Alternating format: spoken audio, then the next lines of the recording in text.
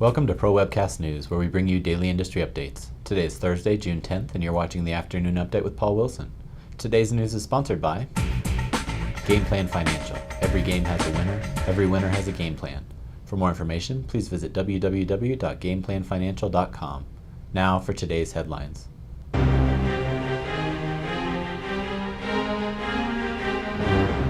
A special U.S. congressional panel is prepared to make its debut today, a move that will bring banks under more intense regulatory reform pressure. A joint House of Representatives Senate committee will meet today to begin the process of merging competing bills from each chamber into what will eventually become the largest regulatory overhaul since the 1930s. Potential changes include several sections of bills that directly affect bank profits, while other initiatives could lead to structural changes at larger financial institutions that are involved in the over-the-counter derivatives market. Items targeted for reform include swaps, which are financial contracts tied to movements in commodity prices, interest rates, or on the chance of a borrower defaulting on its debts. The swaps market is dominated by huge companies like Goldman Sachs, JP Morgan Chase, and Citigroup, and has been largely blamed for exacerbating the recent financial crisis.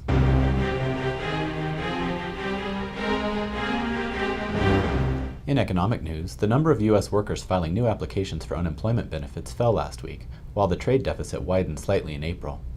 Initial claims for state unemployment benefits fell by 3,000 to a seasonally adjusted 456,000, according to the Labor Department.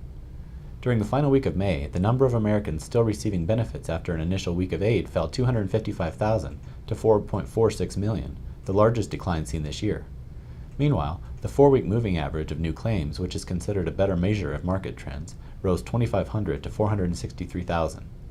A separate Commerce Department report showed that the trade gap crept up to $40.3 billion in April from $40 billion in March, as weaker foreign demand took a toll on U.S. exports.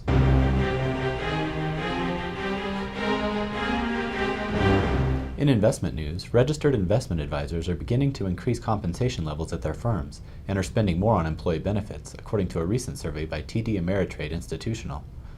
The number of registered investment advisors increasing salaries and bonuses at their firms has almost doubled during the past 6 months, rising from 20% to 39%, the survey found.